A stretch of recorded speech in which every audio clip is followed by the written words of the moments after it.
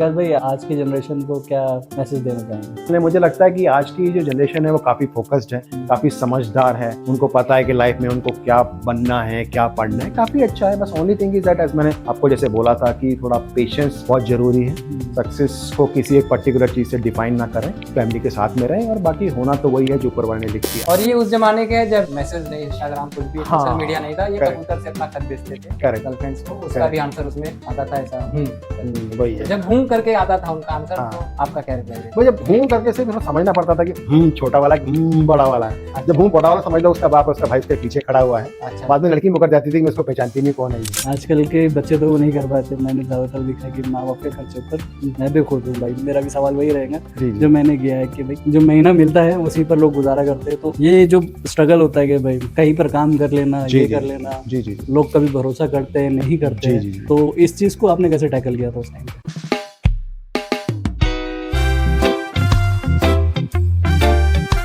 विकास भाई आज की जनरेशन को क्या मैसेज देना चाहेंगे? इसलिए मुझे लगता है कि आज की जो जनरेशन है वो काफ़ी फोकस्ड है, काफ़ी समझदार है। उनको पता है कि लाइफ में उनको क्या बनना है, क्या पढ़ना है, काफ़ी अच्छा है। बस only thing is that as मैंने आपको जैसे बोला था कि थोड़ा पेशेंस बहुत ज़रूरी है। सक्सेस को किसी एक पर्टिकुलर चीज़ से डिफाइन ना करें, फैमिली के साथ में रहें और बाकी होना तो वही है जो ऊपर वाले ने लिख दिया। और ये उस जमाने के है जब मैसेज नहीं, इंस्टाग्राम कुछ भी हाँ, सोशल मीडिया नहीं था, ये correct. कबूतर से अपना खत भेजते थे Correct. गर्लफ्रेंड्स को, उसका Correct. भी आंसर उसमें आता था ऐसा। वही है। जब घूम करके आता था उनका आंसर, हाँ। तो आपका क्या रिप्लाई है? वो जब घूम करके सिर्फ समझना पड़ता था कि छोटा वाला बड़ा वाला है। जब बड़ा वाला समझ लो उसका बाप उसका भाई उसके पीछे खड़ा हुआ है। अच्छा, बाद में लड़की मुकर जाती थी कि मैं उसको पहचानती नहीं कौन है ये। आजकल के बच्चे तो वो नहीं कर पाते। मैंने ज्यादातर देखा है कि माँ बाप के खर्चे पर मैं भी खुद हूँ भाई। मेरा भी सवाल वही रहेगा जी जो मैंने किया है कि भाई जो महीना मिलता है उसी पर लोग गुजारा करते हैं। तो ये जो स्ट्रगल होता है कि भाई कहीं पर काम कर लेना, जी, ये जी, कर लेना, जी जी लोग कभी भरोसा करते हैं नहीं करते जी, हैं। जी, जी। तो इस चीज को आपने कैसे टैकल किया था उस टाइम?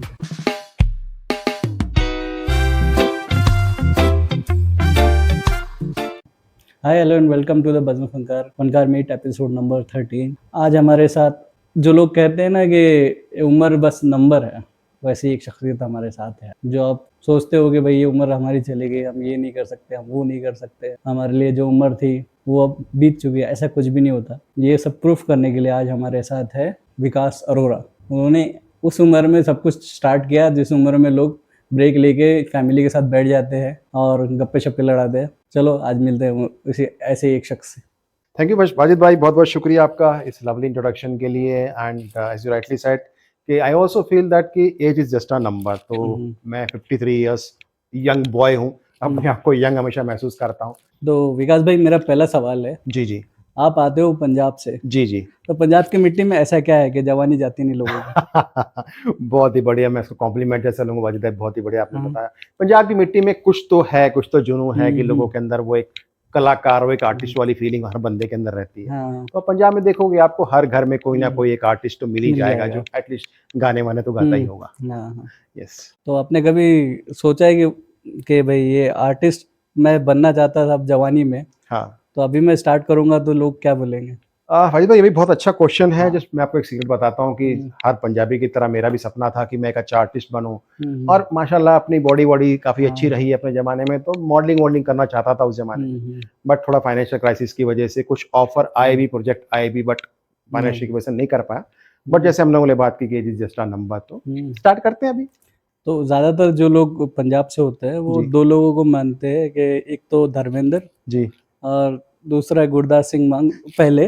जी अभी जी कपिल शर्मा हो चुका है उसके जी जगह जी पे। जी जी हाँ, तो आपने कभी धर्मेंद्र टाइप बॉडी बना के लोगों को कभी बोला है कि भाई देख ले बिल्कुल भाई बिल्कुल बॉडी? बिल्कुल बिल्कुल वाजिद भाई, बिल्कुल बिल्कुल आपने एकदम सही फरमाया कि धर्मेंद्र पाजी और और हमारे कपिल पाजी, गुरदास पाजी, हाँ। बड़े बड़े आर्टिस्ट हमारे पंजाब की मिट्टी से आए हैं। सॉरी अगर मैं किसी का नाम भूल रहा हूँ तो।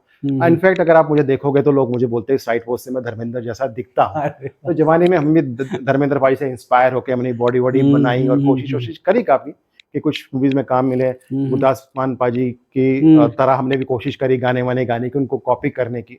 बट वो लोग लीजेंड हैं। कपिल शर्मा ऑफ कोर्स आज के जमाने के लीजेंड है। तो लेजेंड ही रहते हैं सर, उनकी कॉपी कर सकते हैं हम, उनको मैच नहीं कर सकते सर। हाँ, तो पंजाब में आप कहाँ से हो सर?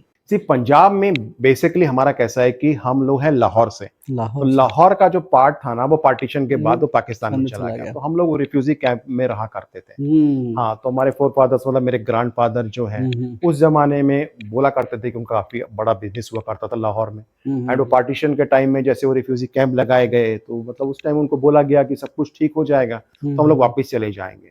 बट कुछ परिस्थिति ऐसी आई कि हमको यहीं ही रहना पड़ गया, तो हाँ उन्होंने अपना कुछ छोटा मोटा बिजनेस स्टार्ट करके सबको पाल पोस के बड़ा किया and that's how it is.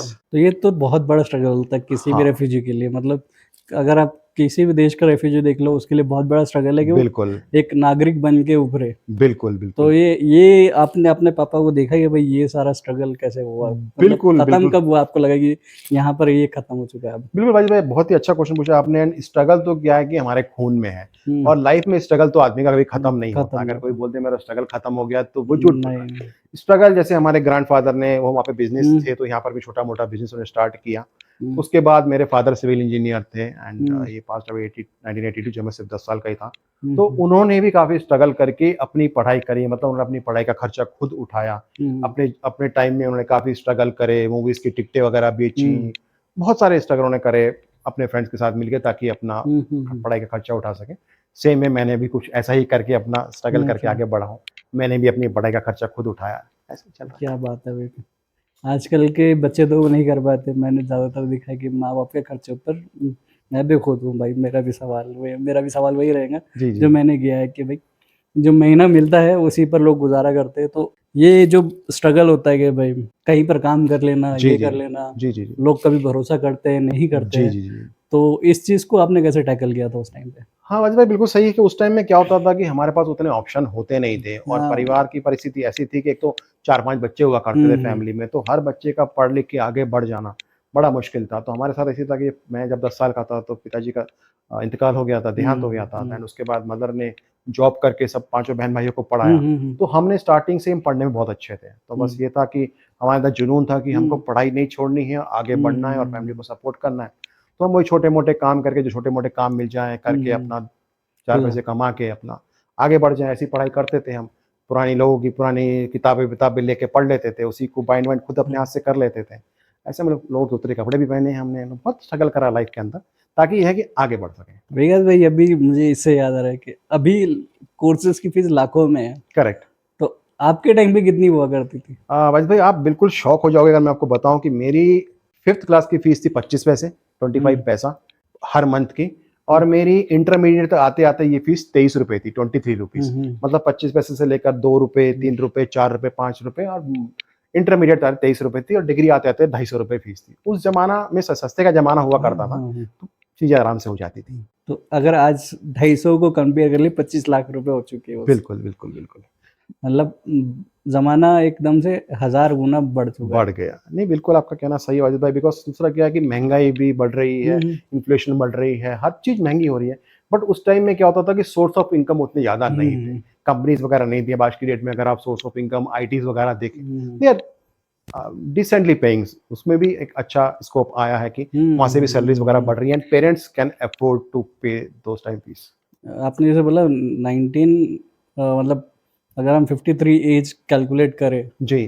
तो वो दौर आसपास होगा इमरजेंसी के मैं 72 बॉर्न हूँ, 1972। तो इमरजेंसी आपने देखी है नहीं देखी नहीं, इमरजेंसी हमने नहीं देखी है, शायद हमारे पेरेंट्स ने ज़रूर देखी होगी, हमने हाँ इमरजेंसी का दौर दौर नहीं टच वुड नहीं देखा नहीं है वो। देखा हाँ, हाँ। तो वही है वरना तो लोगों के एक्सपीरियंसेस मैंने सुने कि इमरजेंसी के दौरान में बहुत बुरे रहे बिल्कुल, बिल्कुल। भुखमरी रही है देश में बिल्कुल, बिल्कुल। हमारे पेरेंट्स से हमने ज़रूर सुना है, बट टच हाँ वुड हमको वो वो दौर समय नहीं देखना नहीं पड़ा गुज़ारना पड़ा है। तो कभी ऐसे हुआ है कि मतलब अभी भी लगता है लोगों को कि भाई ये मैं क्या कर रहा हूँ जवानी में तो ऐसा लगता है कि भाई ये ज़्यादा बोझा हो रहा है मेरे ऊपर मुझे ये नहीं करना चाहिए तो आपने अपने आप को उस टाइम पर कैसे मोटिवेटेड रखा हाँ, वही में देखिए, एक तो क्या था कि ऑप्शन नहीं था, क्योंकि अभी शादी हो गई थी यंग एज में, उसके बाद स्टार्टिंग से मैंने पहले बिज़नेस में था मैं, हम्म पढ़ाई छोड़ के मैंने बिज़नेस स्टार्ट किया, बिज़नेस में काफ़ी सक्सेस हुआ।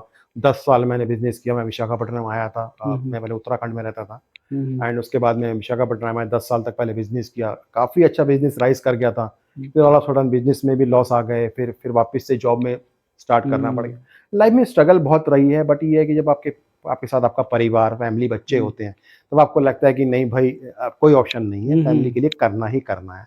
और बच्चों को वो जो कहना चाहिए क्वालिटी लाइफ जो देना होता है वो पेरेंट्स की रिस्पॉन्सिबिलिटी होती है, तो कॉम्प्रोमाइज़ करना पड़ा लाइफ में, बढ़ते गए आगे। इंजीनियरिंग एक सेमेस्टर ही किया है इलेक्ट्रॉनिक्स एंड टेलीकम्युनिकेशन में, एंड वो 92 की बात है, उस टाइम में घर की थोड़ा पोजीशन ठीक नहीं थी, तो मैंने ड्रॉप कर दिया।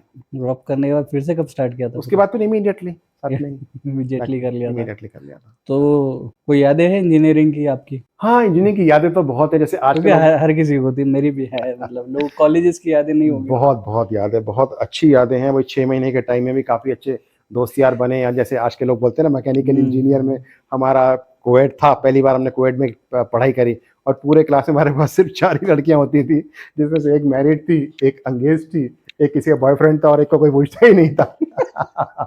Just kidding. तो अच्छी याद है, दोस्त बहुत अच्छे बने, बहुत प्यारे दोस्त बने, मतलब आप बिलीव नहीं करोगे, मेरे 2 रूम पार्टनर थे, एक अमित अग्रवाल और एक अभिजीत चक्रवर्ती, मुझे आज भी याद है, बहुत पुरानी बात है। एंड अमित अग्रवाल इतना अच्छा दोस्त था, वो दिल्ली से था, अभिजीत दोस्त कलकत्ता से था। तो अमित अग्रवाल इतना रईस आदमी था कि वो आई थिंक आर्मी ऑफिसर का बेटा था, उसके कबोर्ड में ना पैसे ऐसे खुले पड़े रहते थे। हमारे घर वाले तो लिमिटेड पैसे ही दे पाते थे, 400-600 महीने का, बट उसके कबोर्ड में ना पैसे खुले पड़े रहते थे, 4000, 5000, 6000। और लड़कों में ये खास बात होती है कि लड़कों में काउंटिंग नहीं, तेरा मेरा नहीं होता, तो अभी कुछ जरूरत है सीधा बोलता था हाँ भाई कबोर्ड से निकाल यूज कर। तो वो बहुत यादें हैं यार कॉलेज के जमाने की। तो कभी मिले उनसे वापस? नहीं यार, बट अभी सोशल मीडिया पे भी कोशिश करी काफी लोगों को खोजने की, बट कुछ मिले, कुछ जो खास से वो नहीं मिले एक्चुअली। तो कुछ मैसेज है उनके लिए? बिल्कुल, अमित के लिए बहुत बड़ा मैसेज है कि दोस्त मैं अभी तुझे बहुत मिस करता हूँ, कभी मौका मिले लाइफ में तो बहुत जरूरी है तेरे से मिलने का भाई। आई होप सब कुछ ठीक ठाक रहेगा और कभी मिले अमित अग्रवाल से, ये मैसेज उस तक जरूर पहुंचाइएगा। तो इसमें अगर हम बात करें इंजीनियरिंग के बाद, तो आपने बीच में जो बिजनेस वाला स्ट्रगल देखा जी, या फिर छोड़ के फिर बिजनेस किया फिर जी, तो बिजनेस क्या था वो? हाँ, तो ये भी एक अच्छा क्वेश्चन है कि मेरी जो एल्डर सिस्टर हैं वो विशाखापट्टनम में रहती हैं, तो उन्होंने वहाँ मुझे बुला लिया कि अभी जॉब में तो कोई स्कोप दिख नहीं रहा, तो तू एक काम कर विशाखापट्टनम आ जा। तो मैं 96 में विशाखापट्टनम चला गया, और वहाँ पे मेरे जो ब्रदर इन लॉ हैं उनका ऑटोमोबाइल स्पेयर पार्ट्स का बिजनेस है, पंजाबियों का मोस्टली काम होता है ऑटोमोबाइल का, तो लारी स्पेयर पार्ट्स में वो डील करते हैं, और मुझे भी बुला लिया। एंड पहले थोड़ा सा मुझे लगा सीखने में, एक 6 महीने साल भर सीखा, उसके बाद फिर मैंने अपना ही काम स्टार्ट कर दिया। और भगवान की कृपा से, लोगों के बेस्ट विशेस से अच्छा चलने लग गया। तो पहले हमने रिटेल में काम किया, उसके बाद माता रानी की इतनी कृपा हुई कि रिटेल से होलसेल में आ गए। 200 दुकानों को हम लोगों ने स्पेयर पार्ट सप्लाई करना शुरू कर दिया आसपास के एरिया। अच्छा चल रहा था, बट वही है ना कि किस्मत खराब थी, तो एकदम से टॉप से पहुंचकर एकदम बॉटम पे आ गए, मतलब आसमान से सीधा जमीन पे फेंका गए।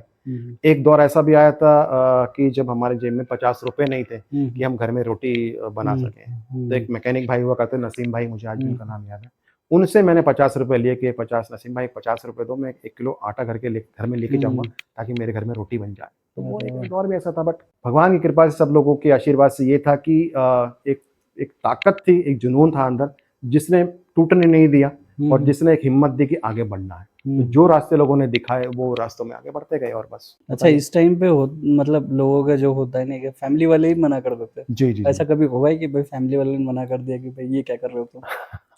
नहीं, देखो भाई अच्छा क्वेश्चन है ये भी। तो हमारा क्या था कि देखो, मैं जो मानता हूँ कि फैमिली जो अपनी होती है ना, वो अपनी वाइफ और अपने बच्चे ही क्लोज फैमिली है, जो मैटर करते हैं एक्चुअली, टू बी ऑनेस्ट। तो मतलब वहाँ से मुझे हमेशा सपोर्ट ही मिला है कि भाई ठीक है आप जो कर रहे हो। मैंने बीच में जब बिजनेस बंद हुआ तो काफ़ी अलग चीज़ें ट्राई करी, मैंने रियल एस्टेट ट्राई करा, मैंने use car buying and selling consulting try करी, मैंने गाड़ियों के इंश्योरेंस की ट्राई करी, बहुत कुछ ट्राई किया, कहीं से कुछ ना कुछ हो जाता था, बट वो एक कॉन्स्टेंट इनकम नहीं आ रही थी। तो वहाँ से मुझे किसी ने देखा, मैं न्यूज़पेपर में ऐड दिया करता था, तो उसने मुझे लाइफ इंश्योरेंस का एजेंट बना दिया।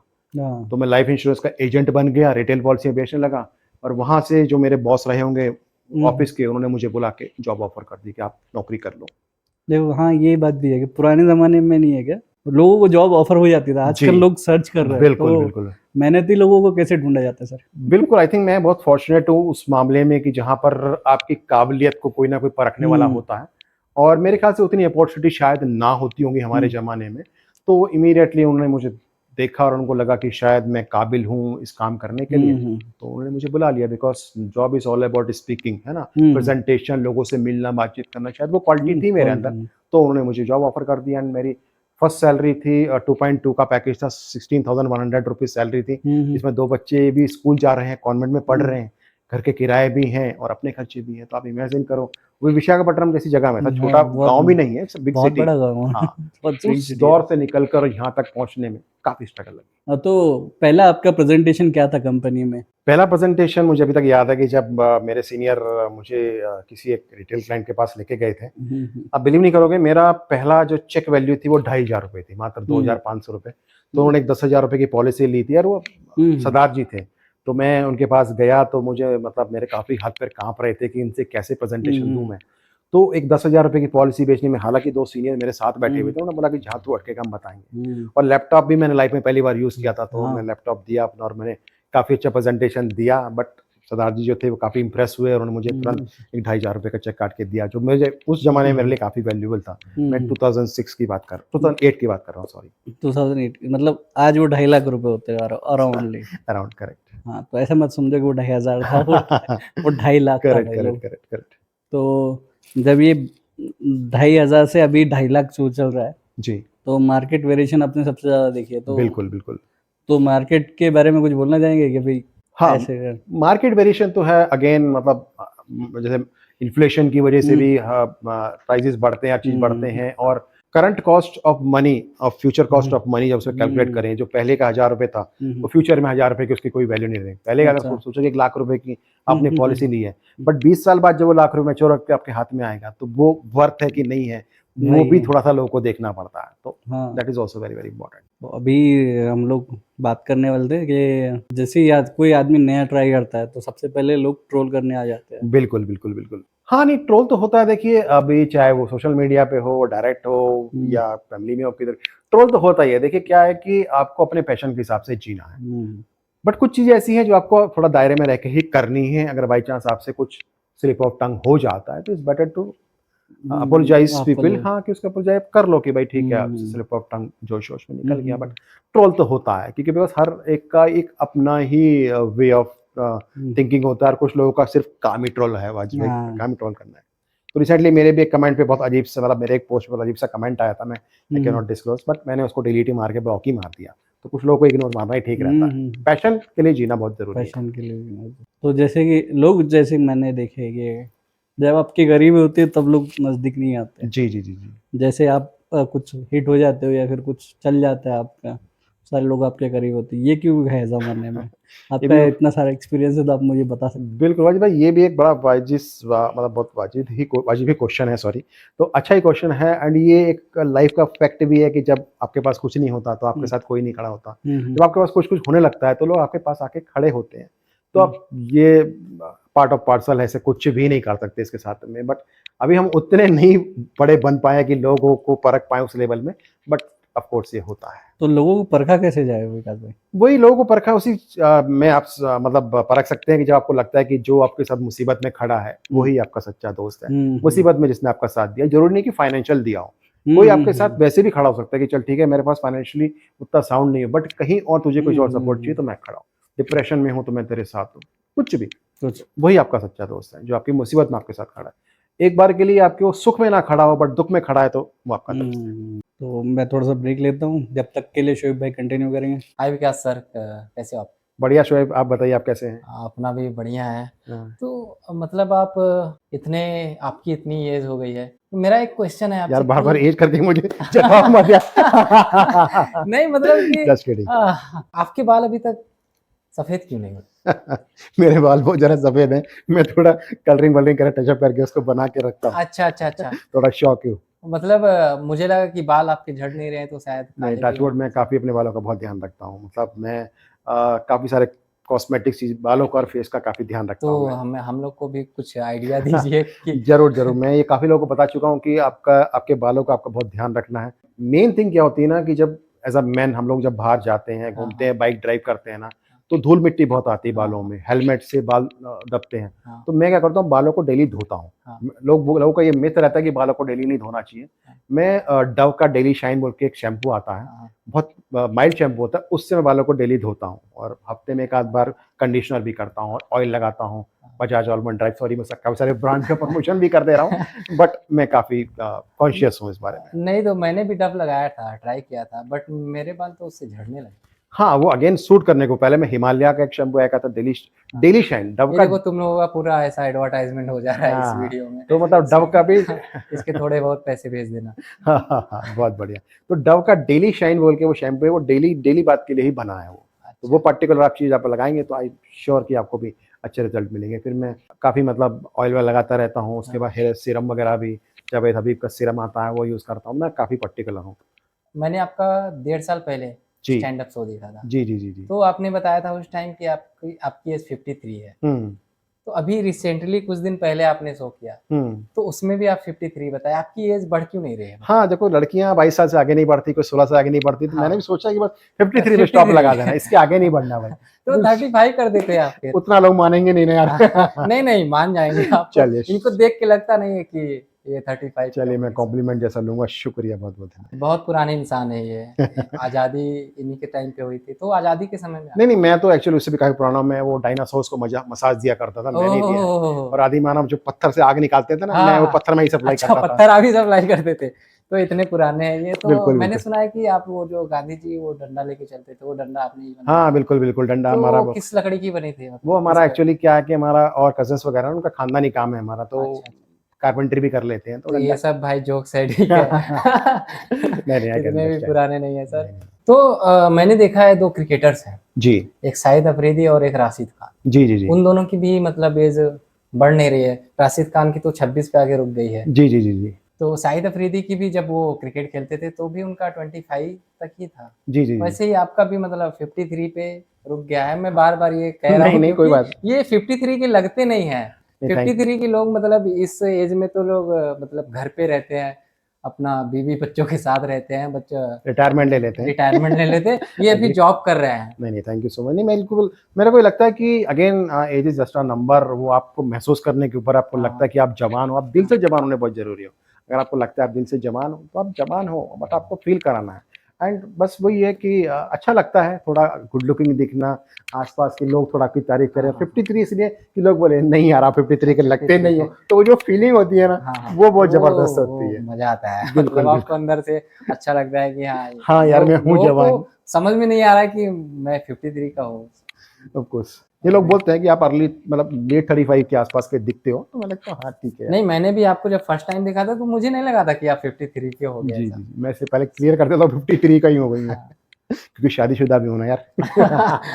सर आपके मतलब आप तो अभी भी इतने स्मार्ट हो, तो आपके ज़माने में क्या हाल रहे होंगे? मतलब आपकी कितनी गर्लफ्रेंड थी आपके समय में? हाँ, जैसे मैं हमेशा अपने जोक में बोलता रहता हूँ कि मुझे 55 बार प्यार हुआ, दिल 55 कभी नहीं टूटा। Just joking. काफ़ी गर्लफ्रेंड रही हैं मेरी, मतलब काउंट तो नहीं किया बट 30-40 तो रही होंगी फॉर श्योर। 30-40 हाँ, हाँ। क्रश पहले किस पे था मतलब पहले ऐसे? के ज़माने में क्या कौन होता से था एज ना में? कि यार पहले का ज़माना इतना ओपन नहीं होता था कि हम जाके किसी को बोल दें। हाँ, अब उसको एक तरफ़ा प्यार बोल लो, हाँ, है ना? वन साइड लव बोल लो या उसको लव ट्रायंगल बोल लो या लव सर्किल बोल लो कि घूम फिर के प्यार अपने आप से ही करना पड़ता था। हाँ, हाँ। तो लड़कियाँ भी उतनी एडवांस नहीं होती थी कि वो आपको एक्सेप्ट कर पाएँ। कुछ लड़कियों ने मुझे बाद में बोला कि नहीं हम आपको पसंद करते थे, तो हमारी हिम्मत नहीं होती थी शोएब कि हम कुछ बोल पाएँ। अच्छा, ये ज़माना नर्वस हो जाते थे और ये उस ज़माने के हैं जब इनके समय में ये मैसेज नहीं, इंस्टाग्राम कुछ भी सोशल मीडिया नहीं हाँ, था, ये करेक्ट, कबूतर से अपना खत भेजते थे करेक्ट, गर्लफ्रेंड्स को, उसका भी करेक्ट। आंसर उसमें आता था ऐसा करके। वही तो है। जब करके आता था उनका आंसर तो हाँ। आपका क्या रिप्लाई रहता भाई था? जब हूँ करके से भी थोड़ा समझना पड़ता था कि छोटा वाला कि बड़ा वाला है। अच्छा, जब बड़ा वाला समझ लो उसका बाप है, उसका भाई उसके पीछे खड़ा हुआ है। अच्छा, बाद अच्छा। में लड़की मुकर जाती थी कि मैं इसको पहचानती नहीं हूँ कौन है ये। तो हमारे ज़माने में ये दुर्घटनाएँ बहुत होती थी, तो बड़ा मुश्किल था हमारा ज़माना। तो अभी आपकी जो वाइफ़ है तो आपकी वो अरेंज मैरिज है या लव नहीं मेरी मैरिज है? शक्ल को देख के लगता है कि मेरी अरेंज मैरिज हुई होगी। नहीं, आपको तो नहीं, नहीं देख हमारी के लव मैरिज ही है। लव मैरिज है। जी, जी। तो बट बहुत हमारा बढ़िया। लव शादी के बाद हुआ। अच्छा, लव शादी के बाद। हमारी अरेंज मैरिज है। ये कन्फ्यूज़ कर रहे हैं, इनकी नहीं, हुई नहीं है अरेंज मैरिज, मेरी ठीक है। अरेंज मैरिज है। हमारे सो ज़माने में नहीं होती थी लव मैरिज उतना। मतलब अच्छा, पेरेंट्स उतना एक्सेप्ट नहीं करते थे उस तो चीज़ को। अभी भी पेरेंट्स उतना एक्सेप्ट नहीं करते हैं। आजकल के ज़माने में सो थोड़ा पेरेंट्स फ्लेक्सिबल हैं थोड़ा-सा समय के साथ चल रहे हैं, बच्चों को साथ में लेकर चल रहे हैं और उनको थोड़ा उनकी जिम्मेदारी का एहसास उनके ऊपर डाल रहे हैं कि नहीं देखो मेरा एज अ पेरेंट ये फीलिंग हमेशा रहती है कि बच्चों की एजुकेशन, बच्चों की जॉब और उनका लाइफ पार्टनर उनकी पसंद का होना चाहिए। अभी वापस से मैं बुलाना चाहता हूँ वाजिद भाई को, उसके बाद से फिर हाँ, सो थैंक यू शोएब भाई जो है ये हमारे सेक्शन के बहुत ही क्या कहते हैं इम्पोर्टेंट आदमी हाँ, है। ऑफ कोर्स, बहुत बिजी रहते हैं वैसे तो। अरे सही सही। तो मैरिड लाइफ जो होती है ना वो एक गाड़ी की तरह है, चार पहिए गाड़ी की तरह, जिसमें हर पहिए का अपना एक इम्पोर्टेंस होता है। तो मेरे हिसाब से क्या ना, adjustment is the best you can say a theory of married life. Adjustment करके चलना पड़ता है। अगर कहीं पर बोलूं कि नहीं भाई मेरी मेल ईगो बीच में आ रही है, तो वहां पर मैं शायद अपनी पर्सनल लाइफ को या फैमिली लाइफ को डिस्ट्रॉय कर रहा हूँ। और फीमेल को लगे कि मेरी फीमेल ईगो बीच में आ रही है, तो मतलब एडजस्टमेंट करके चलना बहुत जरूरी है और झुकने में कोई बुराई नहीं है। तो अगर मतलब आप अपने परिवार में ही झुक जाते हो अपने परिवार को आगे बढ़ाने के लिए, तो आई थिंक उसमें कोई बुराई नहीं है, कर लेना चाहिए। थोड़ी ना आप किसी बाहर वाले को अरे वैसे भी अगर झुकने से कुछ सॉल्व होता है तो क्या ही जाता है झुकने में। सर गर्दन बनी है झुकने के लिए, झुक जाओ। अच्छा, जब भी ऐसी बातें होती है लोग कहते हैं जोरू का गुलाम हो गया। हाँ, तो वैसे क्या लोगों का क्या है, लोगों का काम तो है बोलना, लोग तो बोलते ही रहेंगे। अवॉइड, इग्नोर, बस वही अपना प्रिंसिपल है। अपने दिल को क्या अच्छा लगता है ये बहुत इंपॉर्टेंट है, लोगों तो बोलते ही रहेंगे। तो घर के जो फाइनेंशियल है आप संभालते हैं या फिर आपकी वाइफ? घर के फाइनेंशियल में कुछ चीजें मैं संभालता हूँ, कुछ चीजें वाइफ संभालती हैं। तो मतलब सैलरी आती है मैं उनके हाथ पर रख देता हूँ, बाकी उनका डिपार्टमेंट वो देख लेती है, मेरा डिपार्टमेंट मैं देख लेता हूँ। अच्छा, कि किसी को फैमिली को अगर संभालना हो तो फिर अगर आपके पास कुछ रूल्स है जो लोगों को बताया जाएगा? मतलब किस टाइप से, आप, मैं समझा नहीं आपका क्वेश्चन को। जैसे कि कुछ लोग होते हैं कि भाई इतना परसेंट इन्वेस्ट कर दो, इतना परसेंट रखो, इतना परसेंट इसको दे दो। हाँ, तो वो इन्वेस्टमेंट वाला पार्ट जो मैं देख लेता हूँ कि बच्चों की फीस के लिए, बच्चों के फ्यूचर के लिए, वो इन्वेस्टमेंट वाला पार्ट, फाइनेंशियल वाला पार्ट मैं देख लेता हूँ। बाकी ग्रोसरी, घर में वेजिटेबल, फ्रूट, वो सब काम वो वाइफ का डिपार्टमेंट है, तो वो देख लेती है। वो मैं उसमें नहीं पूछता, ये मेरे में नहीं पूछती किधर। तो आपने इन्वेस्टमेंट कर रखी है? देखो बच्चों के फ्यूचर के लिए इन्वेस्टमेंट तो करनी ही पड़ती है, तो कहीं ना कहीं मत मेरा ये है कि मैं नॉर्मल इन्वेस्टमेंट ही करता हूँ, लाइक बैंक में। मतलब आप नंबर मत बोलिए, बस परसेंटेज वाइज बोलिए, लोगों को समझ में आना चाहिए कि भाई इतना परसेंट इन्वेस्टमेंट लोगों को जरूरी है। बहुत ही बढ़िया क्वेश्चन वाजिद भाई। मैं और ये बिल्कुल आज मतलब आज की ऑडियंस से बोलना चाहूंगा, जनरेशन से बोलना चाहूंगा कि इन्वेस्टमेंट का सबसे बड़ा जो रूल है ना, बेसिक रूल है, उसमें पहले सैलरी आते इन्वेस्टमेंट पहले करो। लोग गलती क्या करते हैं, लोग बोलते हैं कि सैलरी बचेगी तो इन्वेस्टमेंट करूंगा, सैलरी आपकी कभी भी नहीं बचेगी। अच्छा। आपको आते ही पहले सैलरी का 30% जो आपको इन्वेस्ट कर देना है, तो वो आपके बच्चों के फ्यूचर के लिए, उनकी एजुकेशन के लिए, उनकी फीस के लिए, जो भी है वो आप इन्वेस्टमेंट कर दो, और जो बच्चा हुआ है उससे आप अपने खर्चा चलाओ। नहीं तो जॉब वाले बंदों के साथ क्या होता है कि सैलरी में आपके अकाउंट में दिखती जाती है और आप खर्चा करते जाते हो। तो पहले इन्वेस्टमेंट, उसके बाद फिर खर्चा। तो विकास भाई आपको जिंदगी में कब लगा कि भाई अब ये टाइम है कि अब मुझे अपने पैशन के लिए काम करना है? ये वाकई बहुत अच्छा क्वेश्चन है, मुझे काफ़ी लोगों ने चीज़ पूछी भी है। और था यार लाइफ में कि मतलब जैसे मैं आपको बताया कि मेरे यंग टाइम में मुझे मॉडलिंग के असाइनमेंट आने शुरू हो गए थे। मुझे सिगरेट का असाइनमेंट मिला था, वो टाइम में मॉडलिंग का असाइनमेंट मिला था, but due to family financial condition में उसको परस्यू नहीं कर पाया था। तो सोचा था कि लाइफ में एक बार थोड़ा सा स्टैब्लिश हो जाए, बच्चों की एजुकेशन वगैरह हो जाए, तो उसके बाद पैशन करेंगे follow. And I am very much fortunate. वो I should not use fortunate but पता नहीं क्या था, वो कोरोना का टाइम कुछ ऐसा आया कि वर्क फ्रॉम होम मिला, तो थोड़ा टाइम मिलने लग गया। तो टिकटॉक था उस जमाने में, तो टिकटॉक पे मैंने फनी वीडियोस कॉपी करने शुरू करे, बनाने शुरू करे, तो अच्छा लगने लगा मुझे। काफ़ी सारे फॉलोअर गेन कर लिए थे उस जमाने में। मेरे को 3-4 हज़ार फॉलोअर थे और लाइक्स में कुछ, पहले लाइक्स काउंट होते तो लाइक्स में कुछ लाइक्स होते थे। लाइव स्टार्ट होती थी, हम अपनी लाइव भी चलाते थे, लोग आते, तो बस चल रहा था। फिर ऑल ऑफ सडन टिकटॉक बंद हो गया, तो फिर गैप हो गया, देन इंस्टाग्राम स्टार्ट हुआ। तो वो टाइम में थोड़ा सा वो रील आने में थोड़ा टाइम लगा था, तो वो फेस ऐसा कि उसमें सोचा था क्या करें। देन कहीं से कुछ ऑफर आ गया कि stand up comedy open mic करके बोला गया, जिसमें किसी ने बोला कि आपकी वीडियोस देखे हैं, आप स्टैंड अप कॉमेडी ट्राई करो। तो देन मुझे लगा कि नहीं यार ठीक है, कॉमिक तो मैं हूँ ही, करता ही हूँ, तो चलो ट्राई करते हैं। Then I think it's been 2.5 year, I think 2022 जून की कुछ बात है, उस टाइम में मैंने फर्स्ट माइक किया था। और उसके बाद से फिर कंटिन्यू ही होता कि हमारे ललित भाई हैं जिन्होंने मुझे पहला अपना मौका दिया था ओपन माइक करने का, यहीं पास में ही हमारे घर के पास, तो वो और मैं मिल के स्टार्ट किए थे। उसके बाद से फिर अपने राहुल भाई मिल गए, अपना राहुल गहलोत, राइटिंग उनके साथ मैंने करीब 15 शो किए हैं अभी तक। तो ऐसे चलता रहा। फिर कुछ कॉर्पोरेट इवेंट मिल गए, तो कुछ कॉर्पोरेट के साथ भी मैंने काफ़ी इवेंट करे हैं। इसमें से एक हमने लास्ट वीक मैंने और शोएब ने मिलकर भी किया था, तो हम लोग कॉर्पोरेट इवेंट भी करता हूँ मैं, चल रहा है बस।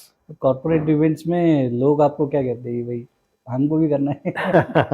कॉर्पोरेट इवेंट में क्या होता है, अपने खुद के ही क्लाइंट्स होते हैं या अपने हम्म, प्रोस्पेक्ट्स होते हैं जो मतलब अपने को चांस दे हम्म, देते हैं, हम रिक्वेस्ट करते हैं उनसे कि हमको मतलब ऑडियंस से थोड़ा इंटरेक्ट करने का मौका दीजिए, एंड हम्म, हम आपकी जो हेड काउंट है या आपके हम्म, एम्प्लॉइज हैं उनको थोड़ा मोटिवेट करके हंसाने की कोशिश करते हैं। हम्म, तो एक 45 मिनट्स, 1 घंटा, सवा घंटा, 1.5 घंटे का एक स्लॉट मिल जाता है हम्म। जहाँ पे हम लोग कोशिश करते हैं लोगों को हंसाने की, और ऑफ कोर्स कुछ फॉलोअर्स मिल जाते हैं वहाँ से। अच्छा, कभी कभी ऑकवर्ड नहीं होता है कॉर्पोरेट इवेंट में कि भाई ये तो हमारा टीम लीड तो भाई बहुत एकदम से कड़क होता था, अचानक से सॉफ्ट हो गया ये? हो जाता है बिल्कुल, कभी कभी कॉर्पोरेट इवेंट में भी हो जाता है, कभी कभी लगता है, कभी कभी कॉर्पोरेट इवेंट में आप कुछ डिलीवर करना चाहते हो बट वो डिलीवर हो नहीं पाता है हम्म, बिकॉज ऑफ ऑडियंस का hmm. Response level, but all part of the game, चलता रहता है। तो विकास भाई जी ज़्यादातर अभी देखिए मिक्का सिंह भी जो है अच्छे सारे मतलब वो बहुत अच्छे सिंगर है, जी जी जी और गुरु रंधावा भी बहुत अच्छे सिंगर जी है। जी बिल्कुल वो बिल्कुल। भी चश्मा पहन रहे हैं और आप भी आज इंटरव्यू में चश्मा लेके बैठे हो। अच्छा क्वेश्चन है बाजिद भाई। चश्मा मतलब एक तो ट्रेंड फॉलोअर्स आप बोल लो कि भाई हाँ वो हम्म, लोग पहन रहे तो हम भी उनको कॉपी कर लेते, बड़े लोग हैं भाई, विका पाजी हो हम्म, गए, गुरु पाजी हो गए। हम्म, दूसरा थोड़ा एक फेस की ना एक एक एक समझ लो कि एक अच्छा स्टाइल आ जाता है फेस के ऊपर जब आप चश्मा हम्म, पहन के बैठते हो, तो बगैर चश्मा की वो बात नहीं आ पाती, क्योंकि एक हम्म, अच्छा चश्मा एक अच्छी लुक देता है आपको, हाँ, एंड थोड़ा लाइट इफेक्ट भी थोड़ा बहुत कंट्रोल हो ज़्यादा। जाता है, काफी ज्यादा लाइट आ रही है मेरे फेस हम्म। के ऊपर। तो अगर आप जब आप कॉमेडी लिखने के लिए बैठते हो, जी मतलब जी अब ये अब मतलब जो न्यू कॉमेडियंस होते हैं वो उतना नहीं सोचते, जी। आप कैसे लिखते हो उसकी कॉमेडी को? हाँ हाँ, वैसे बहुत ही अच्छा क्वेश्चन है। देखिए मेरा बेस तो है रील्स, तो मैं मतलब रात को बैठ के रील्स देखता हूँ, कहीं ना कहीं से कोई ना कोई कोई एक पर्टिकुलर वर्ड मिल जाता है तो उसमें पूरा एक एक पूरा इवेंट, हम्म, एक पूरा कंटेंट उसमें डाल देते हैं, या कुछ बड़े कॉमिक्स हैं, ऑफ हम्म, कोर्स बिकॉज इतना नया कंटेंट कोई ला नहीं पाता है, हम्म। तो कुछ बड़े कॉमिक्स हैं उनका थोड़ा सा कॉपी कर लेते हैं थोड़ा बहुत। तो आपके ज़माने में सबसे बड़ा कॉमिक कौन था? अभी तो पता है लोगों को अभी कौन है, पर आपके ज़माने में कौन था? देखो मैं अगर किसी को कॉमिक के गुरु मानता हूँ तो वो है उमर शरीफ, हाँ। पाकिस्तान के जो उमर शरीफ जी हैं, मैं उनके आगे नमन करता हूँ उनको। हम्म, उनसे बड़ा कॉमिक मतलब मैंने देखा नहीं है, हम्म, आज भी अगर मैं कुछ कुछ मुझे हम्म, मौका मिलता है तो मैं उनके एक दो पंचेस चुरा के डालता ही डालता हूँ। उमर शरीफ यार, उनके एक्ट्स मैंने बहुत सारे देखे हैं, जी जी मतलब एक एक घंटे के एक्ट्स हैं उनके। बिल्कुल बिल्कुल। हमारे जमाने में उनके नाटक हुआ करते थे, बकरा हम्म, किस्तों पर, हम्म, उनका काफी हिट रहा है, मतलब आज भी मैं उनको फॉलो करता हूँ हम्म। और आज भी मैं उनके कुछ कुछ चीजें निकालता हूँ, तो मेरे हिसाब से फिर उनका कादर खान साहब फेमस हुए। वाला आपको क्या लगता है कि वो कौन सा वाला है कि जो लोगों को देखना चाहिए? सॉरी। कोई एक एक्ट जो उनको आपको लगता है कि लोगों को आप रेफर कर सकते हो? उनके तो मतलब सारे एक्ट ही जबरदस्त हैं यार। हम्म, उमर शरीफ साहब के बाद अगर कुछ हुए तो कादर हम्म, खान साहब, वो भी हम्म। बहुत ही अच्छे कॉमेडियन रहे अच्छा, अपने जमाने में। ये बात बताइए, कादर खान को आज के लोग कैसे नहीं जानते? क्योंकि मैंने तो बचपन में मूवीज देखी थी कादर जी खान जी की। जी जी। कादर खान साहब का भी अपना एक दौर रहा है, तो उनके दौर में जैसे गोविंदा और कादर खान साहब की अच्छी हाँ। जोड़ी हुआ करती थी, बाद में शक्ति हम्म, कपूर साहब भी आए, उन्होंने भी अच्छी कॉमेडी करी, तो वो एक ट्रायो ऐसा बन गया था हाँ। कि हर मूवी में उनको लेते हम्म, थे, तो एक हम्म, मतलब पहले की मूवीज में ना थोड़ा एक फन एलिमेंट को लेके हम्म, चलते थे कि अलग हाँ, से हाँ। कि हाँ एक कॉमिक रहेगा, हम्म, उसको एक रोल मिलेगा, वो हंसा आएगा। हम्म, आज के जमाने में वो हीरो बेस्ड ही हो गए हैं कि हीरो ही सब कुछ कर लेता है, हम्म। वो एक्शन भी करेगा, रोमांस भी करे, कॉमेडी भी करेगा, तो जैसे वरुण धवन टाइप के वरुण लोग हैं वो वरुण सब कुछ कर लेते हैं। वरुण धवन वरुण धवन तो भाई कॉमेडी नहीं कर रहे, मतलब वो हाँ थोड़ी बहुत कर सब रहे कुछ मतलब, हैं। हाँ, ट्राई कर अगर रहे हम हैं। Varun Dhawan is just an example बोल रहा हूँ मैं, आज के हम्म, जमाने में लोग सब कुछ कर लेते हैं, hmm, they are multi talented people. Kader Khan का मतलब मैं तो उमर शरीफ कादर खान को मैंने दोनों को देखा है, जी जी जी मगर अगर उमर शरीफ को अगर आप लोग नहीं जानते हैं तो जो first season of laughter challenge हुआ था जी उसमें वो जज थे। जी जी जी और जी टीवी के एक शो को भी उन्होंने होस्ट किया था। जी जी जी। तो लाफ्टर चैलेंज वन आपने देखा है? बिल्कुल बिल्कुल देखा है, लाफ्टर चैलेंज के सारे एपिसोड देखे हैं, सारे सीजन देखे हैं मैंने, हम्म। मुझे बहुत अच्छा लगता तो लाफ्टर चैलेंज में आप कह नहीं सकते।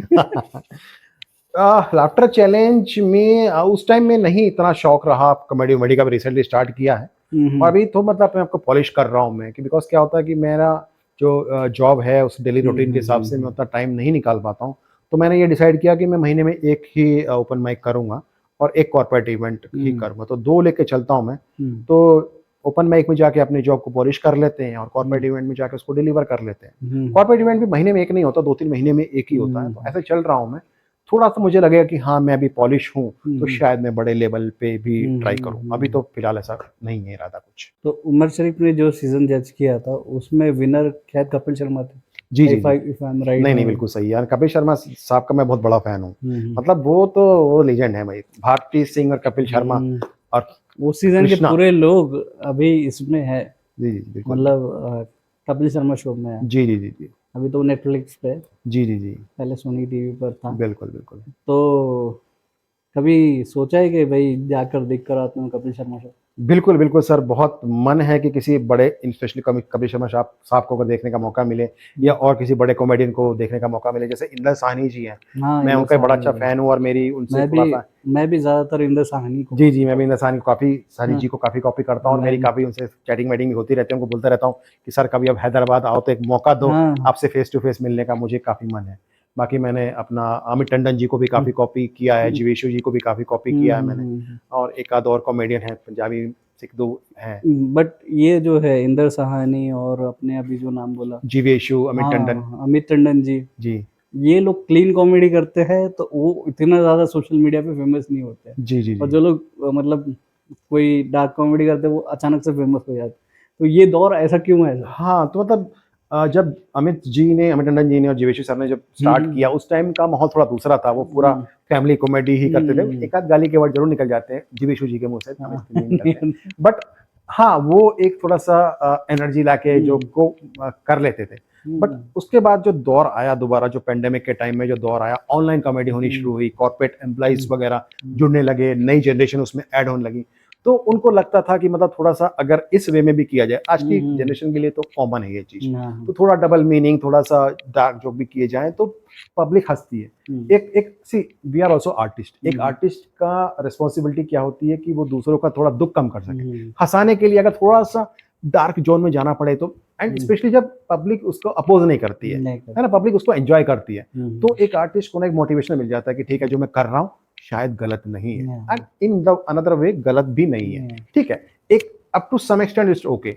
आप एक बहुत ज़्यादा डीप में नहीं जा रहे हो, तो आई थिंक इसमें कोई बुराई नहीं है। हुँ। मेरे ख़्याल से अमित टंडन जी 20 साल से कॉमेडी कर रहे जी, हो जी, जी, जी। अप्रॉक्सिमेटली, अगर जी, मुझे जी, जी, सही जी, जी। से याद है तो। मैंने इंदर साहनी और शायद इंदर साहनी तो अभी-अभी कर रहे जी, हैं, जी। मतलब ज़्यादा टाइम नहीं हुआ है। जी, जी। बट वो जो लोग हैं, मैं सोचता हूँ कभी-कभी उनको टॉप पे होना चाहिए, क्योंकि अगर अगर मैं ज़ाकिर खान का कोई इंटरव्यू देख रहा था, उन्होंने बताया कि मैंने कभी-कभी आइडिया लिया है मतलब इनके एक्ट से, जी। क्या कहते हैं, सॉरी नाम भूल गया बीच में ही। हाँ, अमित टंडन? हाँ, अमित टंडन के हाँ, जाकिर खान के किसी इंटरव्यू में उन्होंने बोला कि भाई मैंने अमित टंडन जी से आइडिया लिया, वो मेरे गुरु है। जी, जी, जी। तो मतलब जो उनके चेले हैं जी। आज, चेले मत मतलब जो स्टूडेंट्स हैं जी, जी, जी। वो टॉप पे चले गए और वो लोग वहीं पर है। वैसे में देखिए हर एक का एक अपना एक क्रेज़ रहता है। हुँ, देखिए हुँ। उनके जो अमित टंडन जी हो गए, बस्सी हो गए, जैसे बस्सी का भी एक अपना हुँ, है, एक हुँ। बस्सी जी का भी अपना क्रेज़ चलता है। जीवेशु सर का भी अपना क्रेज़ चलता है। तो उनका क्या है ना, उनकी एक अलग ऑडियंस है। वो हुँ, लोग क्या होता है इंटरनेशनली शो बहुत करते हैं हुँ, और प्रतोष दुआ हैं, काफ़ी सारे हैं कॉमिक। हुँ, तो हर एक का ना एक अपना एक ज़ोन उन्होंने बना लिया है। हुँ, कुछ लोग क्या होता है इंटरनेशनल टूर करते हैं, इंडिया हुँ, में प्रॉब्लली कम होते हैं। तो टूरिंग लोग ज़्यादा करते हैं। तो हुँ, हर एक की एक अपना मतलब फ़ेवरेट होता है। जैसे हमारे हुँ, कुछ ख़ास फ़ेवरेट हीरो-हीरोइन होते हैं, तो हम लोग हुँ, कोशिश करते हैं उनकी मूवीज़ को देखना, उनको शोज़ को वॉच करना, तो उनकी एक अलग ऑडियंस है, हुँ। जो उनको लाइक करती है एंड ऐसा हर एक मुझे लगता है कि कॉमिक को तो हर कोई लाइक करता ही होगा, फॉर तो श्योर। आपका कब हो रहा है इंटरनेशनल शो? नहीं, ये सपना है, ये स सही में एक सपना है कि मतलब मैं भी एक हमको बार तो दूर नहीं लग रहा होगा। चलिए बहुत-बहुत धन्यवाद, बहुत शुक्रिया। मतलब मेरा भी एक हुँ, सपना है कि मैं पहले इंडिया टूर करूँ, उसके बाद एक वर्ल्ड टूर तो ज़रूर हुँ, करूँ, हुँ, बहुत बहुत हुँ, सपना है मेरा। देखिए अब सब कब होता है, हुँ, हुँ। भगवान ने जो लिख दिया है। तो कभी ऐसा लगा है कि भाई ये तो मैं कर रहा हूँ, कभी-कभी लोगों को डिप्रेशन होता है, जैसे कि आर्टिस्ट लोग हैं ज़्यादातर हो जाते हैं डिप्रेस के भाई, मैं इतना सारा काम कर रहा हूँ, मैं इतना सारा लिख रहा हूँ, बट लोग मेरे जोक्स के साथ नहीं आ रहे हैं बिल्कुल।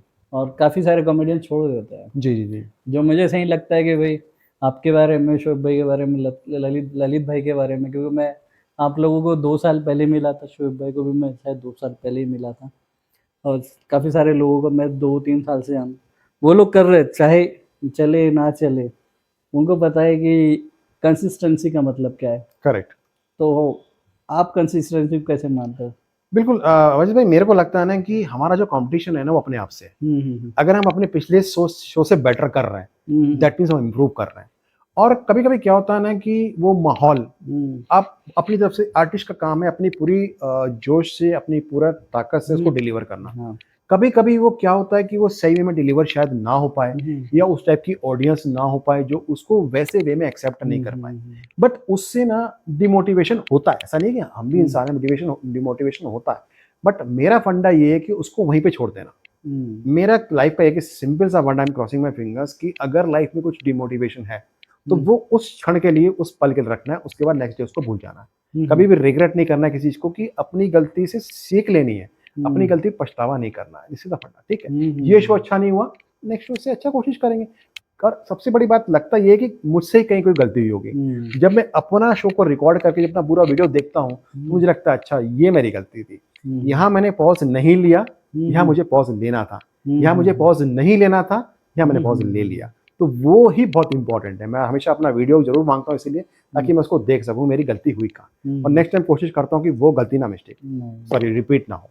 तो ये कभी कभी ब्रेक लिया है क्या? कोई इतना सारा काम होगा, अभी ब्रेक लेते हैं, थोड़ा ब्रेक का सोचा है कभी? ब्रेक मतलब ओकेशनली कुछ ब्रेक हो जाता है कभी कभी, बीच में 2-3 महीने कभी कभी किसी वजह से नहीं हुआ, कुछ फैमिली इश्यूज की वजह नहीं से। नहीं नहीं, मतलब कभी कभी लगा कि भाई अभी ये सब हो ही गया, अभी मैं इसको भी कर लेता हूँ।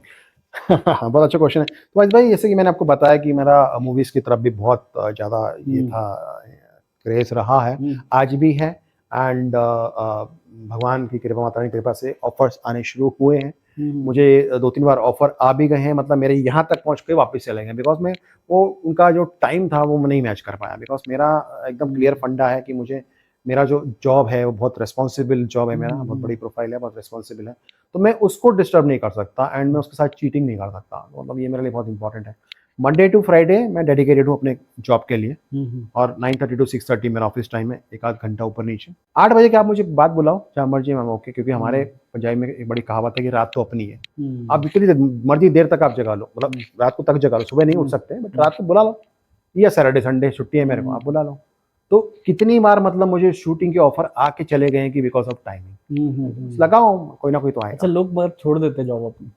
हाँ हाँ भाई, मेरे को एक ही ऑफर दे दे, हाँ, भाई मैं चले जाऊँ। नहीं देखो और जॉब, आपने ये ईमानदारी मतलब पहले से रखी है, या फिर आपको लगता है कि यही मैं ये सही है मेरे नहीं लिए? देखो, जॉब से ना अपने घर की दाल रोटी चलती है, तो जॉब तो नहीं छोड़नी है किसी भी हालत में, क्योंकि एंड इसका अगेन अगर आप देखा जाए तो corona is the classic example. क्योंकि उस टाइम में, God forbid, should not repeat any other time, उस टाइम में मैंने देखा है, मतलब जो ये डेली बिजनेस करने वाले लोग थे, उनके घर में कितने क्राइसिस हुए, जो मतलब एक कहावत है ना कि रोज कुआं खोदते हैं रोज पानी पीते हैं, हाँ। तो वैसी कंडीशन मैंने देखी है। तो मुझे लगता है कि नहीं भाई, ये दाल रोटी रोजी रोटी तो अपनी चलती रहनी चाहिए, बिकॉज वो ही अपना कोर लाइन है। बाकी कॉमेडी वगैरह ये तो मतलब पैशन है, पैशन। आज है कल नहीं, हो सकता कि कल ये दौर खत्म हो जाए, ये कॉमेडी बंद हो जाए, ये सब, देन उसके बाद जॉब तो करनी है, जॉब तो चलेगी, बस वहीं से है। नहीं, तो आजकल बैलेंस बना, आजकल जो बड़े बड़े कॉमेडियंस नहीं है क्या, वो लोगों को यही सलाह दे रहे हैं कि भाई आप जॉब छोड़ दो, जी। और जब तक आप इसको पूरी तरीके से फॉलो नहीं कर पाओगे तब तक आप ये नहीं हो नहीं, मैं पाओगे। उससे भी एग्री करता हूँ, बिकॉज क्या होता है कि एक कहावत है ना कि दो नाव में आप सवार नहीं हो सकते। तो अगर आप उसको, कॉमेडी को आप सीरियसली लेना चाहते हो तो यस, आपको थोड़ा रिस्क लेना पड़ेगा। एंड दूसरा क्या है कि मेरी कंडीशन में कैसा है कि देखो, एक तो मेरे पास सोर्स ऑफ इनकम एक ही है, मैं अकेला फैमिली में कमाने वाला हूँ। सेकंड क्या है कि मैं उस एज में नहीं हूँ कि मैं कुछ रिस्क ले सकूँ, एंड मुझे क्या है कि हर महीने खर्चा लगता है फैमिली को चलाने के लिए। एंड समहाउ मतलब उस कंडीशन में, उस एज में आ गया हूँ कि लगता है कि अभी ये पैशन तक ही ठीक है, इसको प्रोफेशन तक अभी नहीं मैं लाने की उसमें कंडीशन में भी। रिटायरमेंट के बाद शायद मैं कंटिन्यू करूँ, because I guess always feel that age is just a number. 60 में रिटायरमेंट हो जाएगा, शायद उसके बाद लगेगा तो 60 पे देखेंगे। भी आप 53 बोलोगे सर? मैं उस टाइम पे 53 नहीं, मेरा रिटायरमेंट लेने का टचवुड कोई इरादा नहीं है। तो मैंने कहीं रिसेंटली एक चीज देखी थी जहाँ पे बोला था, I am retired but not tired. मैं रिटायर्ड तो हूँ लेकिन टायर्ड नहीं हूँ। तो बस भगवान की कृपा है, आप लोग उसको, आप जैसे भाइयों का साथ बना रहे कि बस सेहत अच्छी रहे, काम करते रहना है। भाई हाँ, जो लोग जब रिटायर होते हैं एक कोठी बना लेते हैं, बैठ जाते हैं घर के बाहर, और मतलब जो भी हुक्का पानी उनका चलता है, जी जी जी जी जी चलता है, जी बाकी जी अपने जो पोता पोती के साथ काम चला लेते जी हैं। जी जी जी। बट आपका जो पैशन है मुझे बड़ा अच्छा लगा कि भाई मैं उसके बाद भी यही करूँगा। बिल्कुल, बिल्कुल, मतलब मैं तो चाहता ही नहीं कि मैं कभी रिटायर हूँ, बस वही है कि शायद कंपनी रिटायर करके दूसरा कॉन्ट्रैक्ट बेसिस पे आजकल तो आ गया है, कॉन्ट्रैक्ट बेसिस पे हम कंटिन्यू कर सकते हैं, तो बस जब तक साँस है तब तक काम करना है। बिकॉज़ मैंने रिटायर लोगों की लाइफ़ देखी है, तो उनको क्या होता है कि मतलब फैमिली में इंटरफेरेंस करना, परेशान होना, परेशान डिप्रेशन में रहना, डिप्रेशन में जा मैं वो फ़ेज़ में नहीं जाना चाहता हूँ। मतलब मैं चाहता हूँ कि ना मैं डिप्रेशन में रहूँ, ना मैं किसी को डिप्रेस में करूँ या मैं परेशान हूँ, किसी को परेशान करूँ, वो भी नहीं करना चाहता। मतलब I want to live my life with my spouse and my family कि भाई हाँ, ठीक है, स्टार्ट के बाद भी सेकंड इनिंग स्टार्ट करेंगे, जिएँगे। तो इससे मुझे एक चीज़ याद आई कि जी, जी। हर हर किसी का एक ख्वाब होता है कि जब मेरे पास पैसे आए तो मैं ये करूँ। तो आपके पास जब पहली सैलरी आई या फिर कुछ भी, तो आपने सबसे पहली चीज़ वो की या फिर कुछ और कर दिया? हाँ, मतलब हर किसी का ड्रीम होता है। हाँ, हर मतलब मिडल क्लास वाले का ही ड्रीम होता बिल्कुल, बिल्कुल, मतलब वही होता है, ड्रीम तो ज़रूर होता है, बट वही है कि जब आपके पास रिस्पॉन्सिबिलिटी आपके सर पे बहुत होती है, तो है। कहीं न कहीं किसी न किसी कोने में आपको ड्रीम्स को अपना मार देना पड़ता है या पोस्टपोन कर देना पड़ता है, मैं ये बोलूँगा। मैं ये बोलता हूँ कि ड्रीम्स को मारो मत, ड्रीम्स को पोस्टपोन करो। तो एक 5 साल, 10 साल, 20 साल के लिए आप उसको साइड में पोस्टपोन करो कि जब मेरा वो वक़्त आ जाएगा, जब मेरे ऊपर रिस्पॉन्सिबिलिटी कम हो जाएगी, बच्चे बड़े हो जाएँगे, अपने आप को सँभाल सकेंगे, तब मैं वो अपने ड्रीम्स को वापस निकालूँगा और जीना शुरू करूँगा। लाइफ़ में कभी तो आपको खत्म कभी ऐसा हुआ है कि इस जगह जाना हो गया है अभी? हाँ, अभी बहुत कुछ करना है लाइफ़ में, पर सब कुछ ठीक है। जैसे मैंने वर्ल्ड टूर, मतलब मैं विदेश कभी नहीं गया हूँ आज तक। तो नहीं मुझे गए? हाँ, मेरे पास पासपोर्ट है, बट 3 बार रिन्यू ज़रूर हो चुका है, लेकिन मैंने कभी विदेश यात्रा नहीं की है। तो मुझे मेरा सपना है कि मैं टूर पे जाऊँ, मतलब बट फेमस होने के बाद ही जाओगे? ताकि लोग पहचान तो सके भाई कोई हाँ। बंदा आया है। तो वाइफ़ के साथ मुझे, मतलब फैमिली के साथ हुँ, जाना है, वाइफ़ बच्चों के साथ में। हाँ, तो अभी अब हमारा जो कल्चर है वो मतलब क्लोज़ फैमिली वाला है। जी, जी, जी। कभी ऐसा लगा है कि भई अभी मैं अकेला पड़ रहा हूँ? हाँ, देखिए, मतलब मेरे ब्रदर्स भी यहीं लोकल ही रहते हैं, मतलब आस-पास ही रहते हैं, ज़्यादा दूर पे नहीं रहते, हुँ, हैदराबाद में ही रहते हैं। हुँ। तो जब भी ऐसा लगता है कि भई हाँ, थोड़ा-सा डिप्रेशन लग रहा है या फैमिली से मिलना है, तो जस्ट गाड़ी उठाई और चले गए। साथ सही में है। बैठे, चिल-विल कर लिया। हुँ, फैमिली तो फैमिली ही है जी, मतलब हुँ। अपने तो अपने होते हैं, बस वही है। यही कह सकता हूँ अपने 3 बनाना पड़ेंगे फिर। मैं। तो विकास भाई आज की जनरेशन को क्या मैसेज देना चाहेंगे? हाँ, वैसे काफ़ी अच्छा क्वेश्चन है। मुझे लगता है कि आज की जो जनरेशन है वो काफ़ी फ़ोकस्ड है, हुँ, काफ़ी समझदार है। उनको पता है कि लाइफ़ में उनको क्या बनना है, क्या पढ़ना है, हुँ, काफ़ी अच्छा है। बस only thing is that, as मैंने आपको जैसे बोला था कि थोड़ा पेशेंस बहुत ज़रूरी है। हुँ। सक्सेस को किसी एक पर्टिकुलर चीज़ से डिफाइन ना करें, फैमिली के साथ में रहें और बाकी होना तो वही है जो ऊपर वाले ने लिख दिया है। सही। That's it, all the best. तो जैसे कि आज आपको पता चल गया कि age is just a number, तो इतना सोचना बंद कर दीजिए कि मैं 28 का हो गया हूँ, मैं 30 का हो गया हूँ, मैं 35 का हो गया हूँ, मैं कुछ नहीं कर रहा। या फिर कई-कई लोगों को जॉब नहीं लगती, वो सोचते हैं कि भई मेरी इतनी उम्र हो गई है, मैंने तो काम ही नहीं शुरू किया। तो ऐसा कुछ भी नहीं होता, अगर आप जहाँ से स्टार्ट करोगे मतलब जहाँ सवेरा है वहीं से स्टार्ट होता है। जब आपको दिमाग में आ गया कि भई यहीं से मुझे स्टार्ट करना है, तो यही विकास भाई का मोटिवेशन है। विकास भाई ने काफ़ी सारी चीज़ें अपने साइड में अप्स एंड डाउन्स देखे। वैसे भी अगर आपकी ज़िंदगी में कभी अप्स एंड डाउन्स आ रहे हो, तो आप घबराइए मत, आखिर में सब कुछ ठीक ही हो जाता है। तो इसी के साथ मिलते हैं नेक्स्ट एपिसोड में।